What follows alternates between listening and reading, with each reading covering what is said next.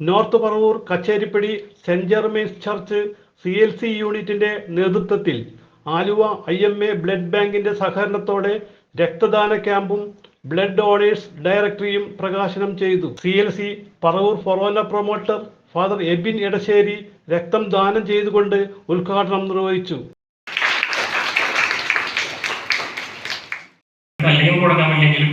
നമ്മുടെ ജീവിതത്തിലുള്ള നല്ല രക്തത്തെ കൊടുക്കാൻ പറ്റും. അപ്പൊ സ്വയം നമ്മൾ വിശദീകരിക്കണം. ഒരു രക്തം മാറി പിന്നീട് രക്തം വരും. അപ്പൊ നമ്മൾ സ്വയം വിശദീകരിക്കണം.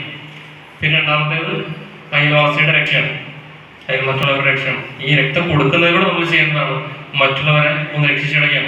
നമ്മുടെ അയൽവക്കം അത് നമുക്ക് അറിയാൻ പാടില്ലാത്ത ഏത് വ്യക്തിയുമായിക്കോട്ടെ അപകടത്തിൽ പെട്ട് മരണമടയാൻ സാധ്യതയുള്ള അല്ലെങ്കിൽ ജീവനിലേക്ക് പ്രവേശിക്കാൻ സാധ്യതയുള്ളവർക്ക് നമ്മൾ രക്തം ദാനം ചെയ്യാം.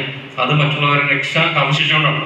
CLC പ്രസിഡന്റ് സിജോ കൂട്ടാല അധ്യക്ഷനായി. 210ഓളം പേര് അവരുടെ പേരും ഫോൺ നമ്പറും ബ്ലഡ് ഗ്രൂപ്പും രേഖപ്പെടുത്തിക്കൊള്ളാനായിട്ട് അനുവാദം നൽകിയിട്ടുണ്ട്. കൂടാതെ 70 പേര് നമുക്ക് ബ്ലഡ് ഇന്ന് ഡൊണേറ്റ് ചെയ്യുന്നുണ്ട്, 70ഓളം പേര്.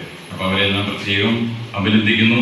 അതോടൊപ്പം കാലാകാലങ്ങളിൽ സഹകരിച്ച ഇടവക ജനങ്ങൾക്കും ഈ ഡൊണേഴ്സ് ഡയറക്ടറി തയ്യാറാക്കാനായിട്ട് യൂണിറ്റ് ഭാരവാഹികൾ, സംഘടനയുടെ ഭാരവാഹികളെല്ലാം ആത്മാർത്ഥമായിട്ട് ഈ ഡീറ്റെയിൽസ് കളക്ട് ചെയ്യാൻ സഹകരിച്ചിട്ടുണ്ട്. അവർക്ക് എല്ലാവർക്കും പ്രത്യേകം അഭിനന്ദനങ്ങളും നന്ദിയും ഈ അവസരത്തിൽ പറയുകയാണ്. Blood donors directory Saint Germain's church വികാരി ഫാദർ ജെറി ഞാളിയത്ത് പ്രകാശനം ചെയ്തു. ത്തിൽ അവസാനിക്കാതെ ഇതൊരു നിരന്തരമായിട്ടുള്ള പ്രക്രിയയായിട്ട് മാറുന്നതിന്റെ ഭാഗമായിട്ടാണ് ഈ ഒരു ഡയറക്ടറി കൂടി ഇന്നിവിടെ ഇറക്കുന്നത്. ഫാമിലി യൂണിറ്റ് കേന്ദ്ര കമ്മിറ്റി സെക്രട്ടറി ജെർലി ബേബി ഏറ്റുവാങ്ങി. Mother superior sister Ranjini SD, trustee Joseph Kachappilly, doctor Sherin Baby, doctor Tony Kunjaria, doctor Minnu Jolly, Lijoy Palatty എന്നിവർ സംസാരിച്ചു. CLC സെക്രട്ടറി അനൂപ് പാടയാട്ടി സ്വാഗതം പറഞ്ഞു. പ്രവർത്തിക്കുമ്പോൾ കിട്ടുന്നു എന്നുള്ളതാണ് എനിക്ക് മനസ്സിലായ കാര്യം. എനിക്ക് ഒരാൾക്ക് ചെയ്യാൻ സാധിക്കുന്നതിലുപരി ഒരു സംഘടനയിൽ നിന്നപ്പോൾ എത്രയോ ആളുകളുടെ ഇടയിലേക്ക് നമുക്കത് എത്തിക്കാൻ സാധിച്ചു എന്നുള്ളതാണ് ഏറ്റവും അഭിമാനമായ ഒരു കാര്യം തോന്നുന്നത്. കാരണം നമ്മുടെ ഈ മരിയൻ സ്പർശത്തിന്റെ കുടുക്കം മുതൽ കോവിഡ് കാലഘട്ടത്തിൽ ഏകദേശം 1000ഓളം കുടുംബങ്ങൾക്ക് നമുക്ക് ഭക്ഷ്യധാന്യങ്ങൾ അല്ലെങ്കിൽ ഭക്ഷ്യവസ്തുക്കളുടെ കിറ്റുകൾ കൊടുക്കാൻ സാധിച്ചു. വയനാട് ദുരന്തത്തിൽ ജീവൻ പൊലിഞ്ഞ സഹോദരങ്ങൾക്കായി പ്രാർത്ഥിച്ച് യോഗം ആദരാഞ്ജലികൾ അർപ്പിച്ചു.